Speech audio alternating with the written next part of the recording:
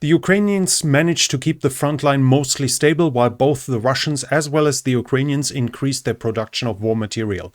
But the big topic today, as in the last situation report, is the US president, and I have to ask the question, whose ally is he actually? But we'll talk about this as well as about anything else that has happened along the front lines and behind them in this situation report about the war in Ukraine.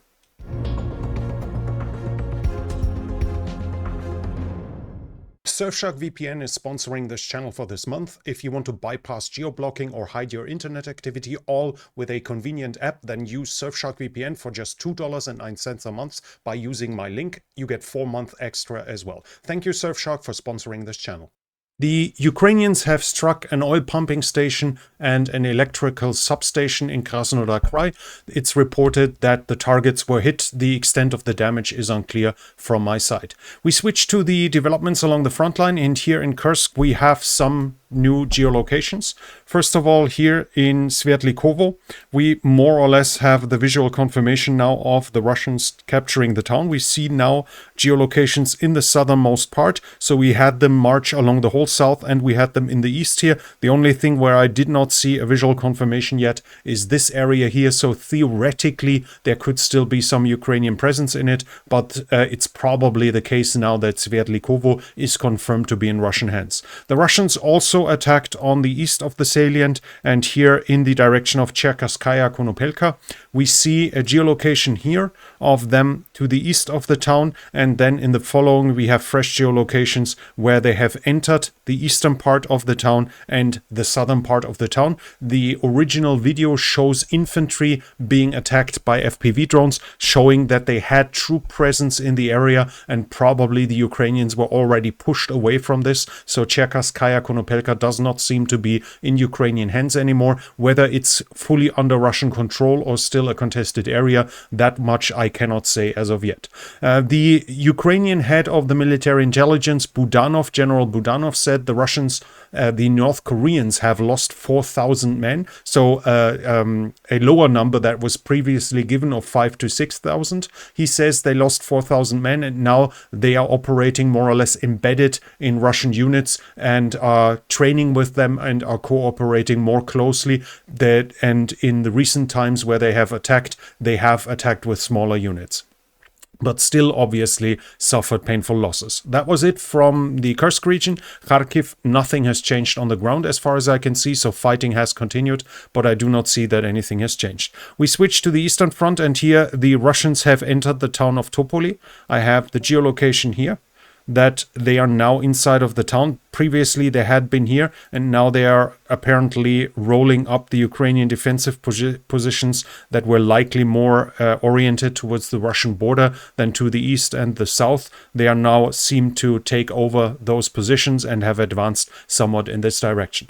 But that seems to be it here from the area of on the Eastern Front. I do not have fresh geolocations about anything that has recently changed other than that. So we switch to the area south of the Seversky Donetsk. Here we have continued fighting in the direction of Siversk, and here in Orikhovo-Vasilevka we have a fresh geolocation of the Russians having reached this point. So basically almost nothing to report at all, but it seems the Russians might have gained a few meters in this direction. At least the fresh geolocation seems to indicate this. But that's it. No change in Chasiv Yar that I can confirm. Not even from Toretsk do I see any fresh geolocations that indicate any change of the situation on the ground.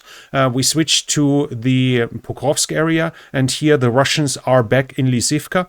I have a geolocation of this. As you can see, the deep state map shows that Lysivka is liberated, but fresh geolocations show the Russians back in the center of Lysivka here. So as of now, it seems that Lysivka is definitely no longer fully under Ukrainian control. Those are the indications we have from the last situation reports. Further to the west, fighting has continued. Some geolocations, but nothing where I can really see that something has changed. For instance, the control of the town of Sabotage seems to have moved back and forth a little, but I cannot confirm where the front line is as of now. So we go further south to Andrivka. Here I have a geolocation of the Russian on the western part of the town. The town is not confirmed to be fully in Russian hands, but it's definitely not far from that as of now. And in Ulalki, that is already being painted here, mostly under Russian control by the pro-Ukrainian deep state map. In Ulalki, we have geolocations in the center of the town and in the west of it, more or less confirming that Ulalki must be more or less fully under Russian control, except if we expect that some Ukrainians are cut off in the eastern part. Other than that, we have some changes close to the oblast border. There, the Russians have advanced and have crossed over at Velika Novosilka and have extended a little bit their foothold here on the other side of the Mokry Yali, but that seems to be it from what I can confirm as of now. I do not see any fresh changes in territory other than that. That's it on the ground. We have no overall other information than this. As said, the front line is still moving, but it's no longer moving fast. The Russian speed has decreased over the last 3 months and is getting ever slower as of now. That was to be expected. We talked about it here in the past, that it was to be expected that the Russians will try to keep up as high as a tempo, as an operational tempo, until the inauguration of Donald Trump, to keep up the impression that they are invincible. And after that, they should reach a culmination point, or at least they should be exhausted to a point where they can no longer waste those numbers of troops and material as they've done before, and we see that happening as of now. We have news in the regards of Sabotage. This is not from Ukraine, but in connection to it with NATO. We have 2 more attempts of sabotage of German warships. This is the 3rd one within, 3 weeks. A mine hunting boat had cable trees. I think that's the word. So bonded cables were cut at several points in a mine hunting ship, and in another warship, somebody tried to put oil, not vegetable oil, but mineral oil, old mineral oil, into the drinking water system. He was apparently seen trying to do that and was chased off, but I do not see that this was that he was caught at this point. Obviously, don't ask me how that is possible with the guarding of the ships. And we had this recently. This is from December, and here, for instance, was a report of a Chinese person being caught inside of the naval shipyard, inside of the naval base, taking pictures, and he at least was arrested at this point. So Sabotage, at least the security measures, do not seem to be fully up to the challenge, at least as of now. We have informations about the Russian troop generation and production. The Royal United Services Institute is saying the Russians will produce, or aim to produce, in 2025 more than 750 Iskander ballistic missiles and 560 KH-101s. That's the air-launched cruise missile of long range. They are also improving the KH-101 with better technology against electronic warfare. We are talking about cameras and visual terrain tracking to basically allow the cruise missile to see the ground and thus adjust its position to its internal maps. So even if the Ukrainians do spoofing, they will not be able to fool the cruise missile if everything works as the Russians intending. The Rusi is also saying they are changing the KH-101 for cluster munitions, which would obviously mean they can attack a bigger area, troop concentrations or anything like this. Or if you wanted that much, if they want to harm civilians with this, shooting cluster munitions into cities would obviously also be an option. The Russians also aim to produce 70,000 gliding bombs next year. That's 191 per day. If we want to put it in a perspective, in the past they roughly had 100 per day. 2024, Rusi gives us 40,000 gliding bombs to be used to be produced last year, so more or less 100 a day. So you see the number is almost doubling. On the Ukrainian side, we have informations as well. The Prime Minister was talking about the Ukrainian production. He's saying numbers from 23 and 24. So while the numbers are looking nice, it's not a new increase from last year. But in the past 2 years, the artillery production has tripled. The APC production, probably mostly BTR-4, maybe BTR-3, has increased by 5 times. The number of the production of anti-tank weapons has doubled. the ammunition production has increased by 2.5 times, and drone production has increased by a factor of 10. He's also saying 19 companies are now working on short and medium range missiles, which would obviously give the Ukrainians further striking abilities. And we see a video here of a presentation of a new Ukrainian, as they call it, rocket drone. And as you can see, that seems to look like a pulse jet. So fairly simple to produce, fairly low cost, fairly loud too. But in this case, in a cost factor, that would probably be a very good choice. According to the information here, 200 kilometers range, 20 kilogram warhead, not the biggest, but obviously against vulnerable targets, more than sufficient. In the political sphere, and there we come to our favorite topic, where I seem to be very successful in chasing away subscribers lately, but we'll go into it anyways. Trump wants apparently to abandon a war crimes prosecution. He wants to no longer support it. An interesting point, I guess, a gesture towards the Russians, where I ask myself right now, which has, a negotiation you usually try to if you haven't taken a side in a negotiation, you usually try to make both sides giving in. And so far, I have not seen him asking one thing from the Russians, but I might be mistaken here. Here, apparently, he wants to support the Russians in no longer facing war crimes prosecution. Then here we have an article from Sky News. And according to that, the Americans were already threatening the Ukrainians to cut off their Starlink access if they don't sign the resource agreement. Now we have to talk about this. This is the resource agreement. The initial one, at least, was basically a colonial contract. The US wanted 50% of everything important. Apparently not just resources, but at least some articles claim it was about important infrastructure like harbors, etc. as well. 50% of this would be given to the US without an end date, not for the next 25 years, not for the next 50, but in perpetuity. And the Ukrainians would only receive profits from all of this once the US have been paid off. And there obviously Trump had his trumped up numbers, his fantasy numbers that are 2 to 3 times as high as the actual money the US spent in support of the Ukrainians. A lot of it was spent domestically in the US as well. So the contract would basically turn Ukraine into some kind of resource colony for the United States. Obviously, this also would have been without security guarantees, so it wouldn't even have been that it would guarantee the military protection for Ukraine and territorial integrity or something, where on a rational way you could say, well, it's a bad contract, but at least Ukraine gets something that is so important that they can accept losing half of the profits of the resources. Having a country and a safe country is probably a better choice than even if it costs half of the resources. But that was not part of it. And we have to say, without Starlink, we are reaching a point where the threat is to force Ukraine into an actual capitulation. Right now, close to nothing is working without Starlink, especially along the front lines. Drones, for instance, the drone video feeds usually are being transferred via Starlink. This allows an observation drone to send its live feed on the internet to all the other recipients, and they then can coordinate artillery fire. They can coordinate attacks of FPV drones without the feed being available to all the other participants. How is this going to work? This would force the Ukrainians to lay cables, fiberglass cables. No, my mistake. That's a false friend from German to English. Fiber optic cables. So they would probably have to lay fiber optic cables to at least the headquarters, maybe even to frontline positions. They would have to set up probably mobile phone tower networks to allow the locals, to allow the soldiers in the front line to use cell phones and something like this with LTE or 5G. But then, of course, that would be highly vulnerable. The cables can be cut with artillery fire, even if they are somewhat underground, and they have to be laid, so somebody has to walk there with a cable.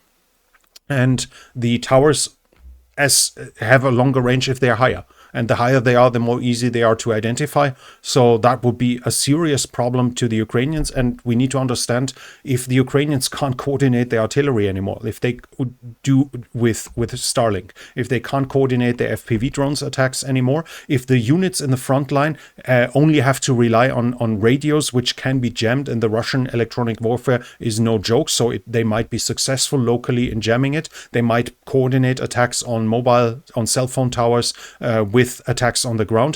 That could lead to a complete disruption of the coherence of the networking of the Ukrainian forces. They can be cut off, they can be surrounded, because they simply do not know that the enemy has broken through at their sites. We've seen that in Kursk, where Starlink didn't work, where the Ukrainians, according to reports, had trouble using Starlink, where things like that have happened, where units lost the connection to their neighboring units, where, for instance, FPV pilots were cut off and then executed by the Russians even after surrender. Things like this would then threaten it. And while the Ukrainian armed forces are currently strong enough to hold the Russians more or less back, they have to fight some delaying actions. But the current calculation is the Russians would take another 83 years to take the rest of Ukraine. So while they basically are holding them back, they need Starlink for it. If the US actually turn off Starlink, and there doesn't seem to be a rational and a functional alternative to it, that would soon lead to, or that would at least entail the risk of soon leading to a collapse of the Ukrainian front line, and thus it would force the Ukrainians into some kind of capitulation. And that obviously we have to ask ourselves why this is being done. And this is not all, because the US also are pressuring Kiev to not do a UN resolution condemning Russia. Okay. There were also rumors that Trump was threatening Europe with withdrawing all of the US forces if Europe is not supporting his Ukraine deals within 3 weeks. I didn't find any concrete proof of this, so this seemed to be a rumor, but we are at a point where everything seems to be credible. For instance, this was then spread that now, okay, apparently they already updated it. When it was first, it was saying, the article initially said that Trump is going to participate at the May 9th parade in Moscow, and thus that's something which usually nations with good relations to Moscow would do, but by now it is being denied as well. So we'll have to see how this is continuing. And Trump himself is not consistent either. Now again, he accepts that Russia invaded Ukraine, but says Putin could have been talked out of this. Maybe he could have, but at least now he no longer says that Ukraine actually started the war. Now this whole behavior is obviously very confusing.